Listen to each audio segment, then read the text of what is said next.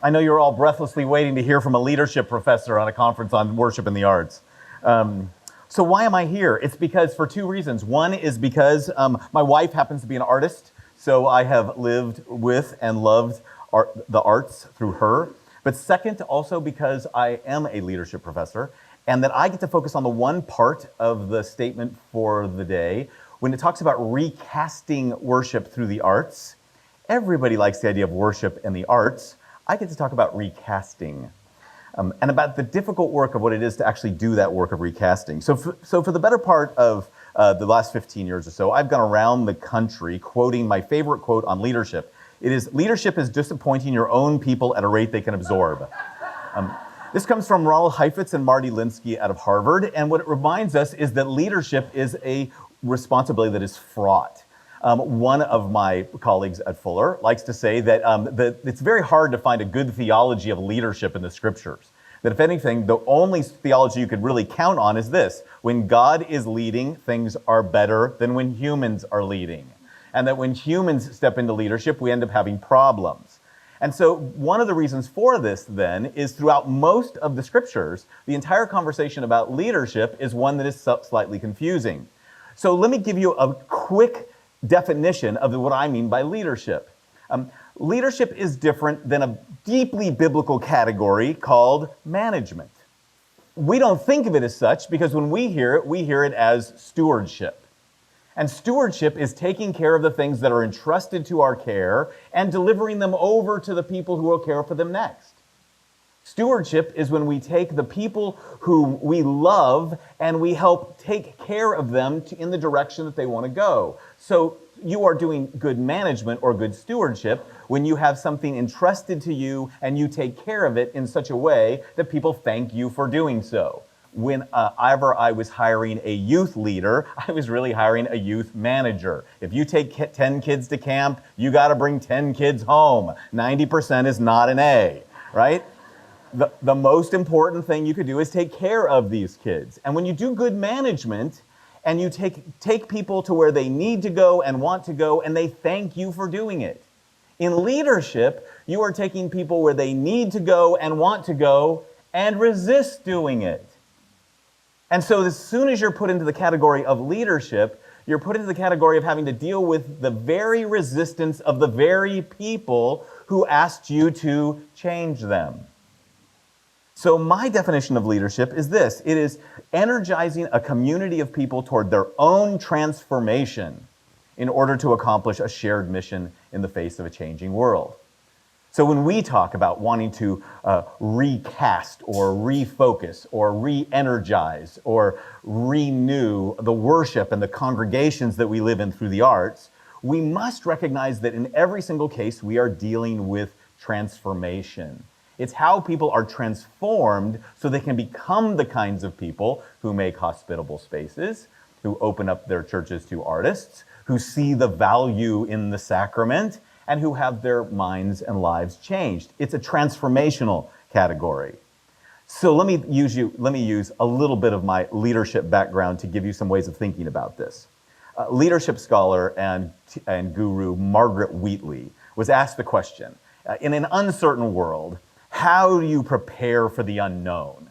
How do you prepare and lead people in the unknown? And she says there's no way to predict the future, but the primary way to prepare for the unknown is to attend to the quality of our relationships. Have we heard that theme already today?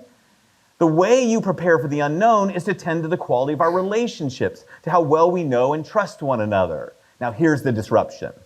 When most of us think of relationships, what we immediately think is we go to soft spaces. We go to conversations and coffee and time together and getting to know each other. Very important. But what Wheatley said is this: there is one core principle for developing these relationships. People must be engaged in meaningful work together if they are to transcend individual concerns and develop new capacities. What I want to share with you today is the way in which I think doing the work of art and the work of hospitality and the work of space making and the work of churching is the way in which we develop the relationships that will enable us to be transformed. Don't take my word for it. Look at one quote that came from a person sitting at a dinner party with a group of his, well, let's call it his staff. He put it this way: I do not call you servants any longer, because the servant does not know what the master is doing. But I have called you friends, because I've been made known to you everything that I've heard from the Father. These words of Jesus are profound. They happen at a dinner party, and they happen when they're in the middle of their work of proclaiming and demonstrating that the reign of God has broken forth into the world. And so in the middle of their work, we find something about their friendships. And what I'd like to suggest to you is that one of the things that we need for artists and for church types, for artists who are all in favor of recasting worship, and for church types who usually are not, is that what we need to have is more work and more friendship. And the best example that I can give you comes out of my own background. My grandparents' names are Guido and Mary Evangelisti. Here they are. Aren't they great? Guido and Mary Evangelisti. Evangelisti is my family name on my mother's side. For a kid who was raised Roman Catholic and is now a Presbyterian pastor, it means I was practically predestined to be an evangelical. And here in their story is so much of the way I experience and understand my life and the way we recast anything for transformation. They ran an Italian restaurant. My grandfather died before I was born, but my grandmother literally watched me at the Italian restaurant. When I was 4, I had the choice between ravioli and linguine every day at lunchtime. My grandmother's love for me and her recipes and the meals we had became part of our family lore, and it's part of what we passed down for our family. And what we discovered in this is this deep love for the Sunday dinner. So in my family, we developed a spiritual practice of a family dinner. And it's in the family dinner that is just exactly like the sacrament and like what we've heard before, that we start to see in which the way things are transformed. Okay, one more bit of leadership piece. Here's the way you think about transformation happens. This comes from Heifetz and Linsky. Transformation happens when you create a holding environment, a safe place, a set of safe relationships where you can turn up the heat. Did you hear something of that of what we just heard a minute ago? So here's one way to think about it. My grandmother would never use one, but you feel free to adapt yourself. Think of it like a crock pot. Here's how transformation happens. You take raw meat and raw vegetables and you put it together with some wine and spices, and you put it at the right amount of heat. Over the right amount of time, you get transformation. It's the right amount of heat over the right amount of time. If you try to keep things so cool that the meat is comfortable, then it will spoil before it becomes a meal. If you try to bring transformation to your church at 1 degree over 100 years, it will spoil and become toxic. And some of us are in toxic churches, aren't we? But if you get so frustrated with the toxicity and the slowness of change that you immediately crank up the heat, you will scorch it and it will burn. And no matter what you add to the dish, you'll never get that bitter taste out. And some of us are in churches that have been burned along the way. So what does it require of us? The right amount of heat over the right amount of time that transforms. The right amount of heat means the capacity to be in a safe place that makes you slightly uncomfortable, that allows you to lean into your discomfort without having to be ejected out the top because you're fearful of being burned, but doesn't allow you to settle into the comfort level and the temperature that you prefer. So it's in that combination of time and heat, of conflict and trust, that transformation happens. Let me tell you one spiritual practice in our family that my wife gave to us at a time of deep anxiety. I was pastoring in San Clemente, California, right after 9/11. When 9/11 occurred in 2001, we were 2 miles from the Camp Pendleton Marine Base. We were 2 miles from the San Onofre nuclear generating station.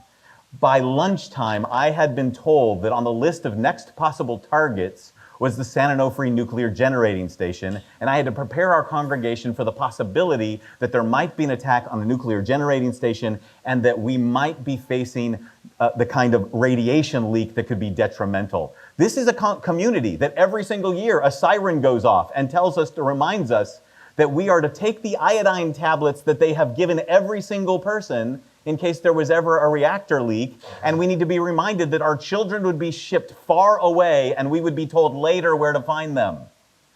So in the context of this deep, deep uncertainty, as a congregation, we came together that night. We had a worship service. This is before there was any social media. We just let the word go out through word of mouth, and people gathered. And my worship director said to me, "We're Presbyterians, we need an order of worship." I said, "We don't have one. We're going to sing 'Great is Thy Faithfulness,' and we're going to hug. And we're Presbyterians, we don't hug." And after an evening of doing nothing but hugging and caring for each other, I remember deeply my wife saying to me, as a family, we can't live in this uncertainty without having some place that holds us. So we started instituting then a family dinner. She would say to me, "You are going to, every single week," and she had it clearly in her mind, "you are going to wake up from your nap after you finish your sermon and you're not going to do any more work. The kids are going to finish their homework, they're going to come back from playing, and we're going to make dinner together. And we're going to have dessert even when you're on a diet, Todd, because it's a feast day. And we're going to light a candle and we're going to say the Lord's Prayer, and then we are going to do what we called holy high-low." It's what the Ignatians call the prayer of examine. We taught our children that every single week, no matter what they were to do, they were to learn to reflect on what was going on. They would learn to use their words to talk about their feelings, and they would talk about their highs, and they would talk about their lows. And after a few years, they began to learn that highs and lows that we are sometimes different than what God thinks highs and lows are. That God measures the highs and lows based upon how much we're leaning toward God or how much we're rejecting God. And so I can remember clearly talking to our children and saying to them, "So what was your high this week?" And one of them saying, "Well, I got picked first at games. I get picked first at recess. It's fun. I'm pretty good." And we'd ask one of our other children, "What was your low this week?" And they would say, "Well, you know what? I didn't do very well in class, and so the teacher asked me to stay in and spend some extra time." And we would hear these narratives, and then after a while, something like this would happen. "What was your high this week?" "I got picked first at games. But I have a new friend who's not very good at games, and he's not really welcomed, and I'm wondering, it didn't feel like such a good thing anymore. Maybe I don't want to play games because I'd rather be with him." "What was your low this week?" "Well, I had to miss recess again to be in with the teacher. But the teacher gave me a lot of extra time and energy and attention and told me that I learned different than other people learn and that I'm really smart in my own way, and I'd like to spend more time with this teacher." So was it a high or was it a low? And my children grew up reflecting on their lives over Sunday dinner and learning the things we did together in those sense of reflection could be transformative. What we learn in Sunday dinner, which we also learn at the Lord's table, is that working and eating lead to transformation. That spending time making things together and enjoying them together lead to transformation. It's where we tell the stories that hold us. It's where co-workers become friends. When I did my doctoral dissertation on spiritual formation and Christian community, I kept before me this picture of the Holy Trinity. It's Rublev's icon of the Trinity.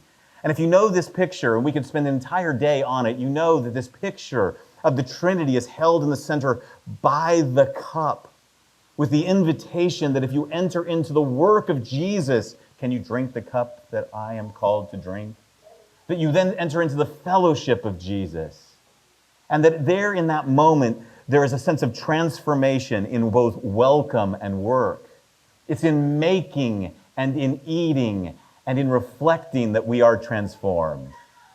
So a few years ago, I took my children to the place where my grandfather immigrated from, to Antrocoli, Italy. If you go to Florence and go outside of Florence to Lucca, and you go to Lucca and go outside of Lucca to a little tiny place called Antrocoli, you'll find a graveyard filled with evangelistes. This place where my family came from. That night at dinner, we took our children into Lucca and we had a meal together. And I remember saying to my host, my grandmother made these raviolis that I don't think I'll ever have again. My grandmother has passed and I'll never have that taste again. And they said to me, ravioli, is it a cheese filling or a meat filling? I said, it's a meat filling. They said, oh, was it a tomato sauce or a meat sauce? I said, it's a meat sauce. It's a meat filling with a meat sauce. We're a meaty family.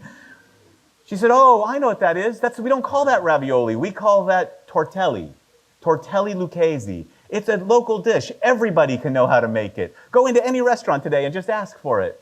And that night at dinner, I ordered it with such enthusiasm. I took one bite and I burst into tears. I thought I would never taste this again. This was the taste of my grandmother. It was the taste of my childhood. And I told my children the stories again of our family and of why my grandfather needed to emigrate because he was about to be conscripted into the military, of the things that have held us together and the things that have made us important. And in telling the stories over a meal together, we were reminded of what it means for us to be a people who continually become more than just those who share work, but become friends. In the meals together, in the making of the meals, in the eating of the meals, in the reflecting together. It's where work and relationship comes together in storytelling and reflecting that we become more than workers. We become friends. And transformation happens in the work, in the friendship, and in the reflection. Thank you.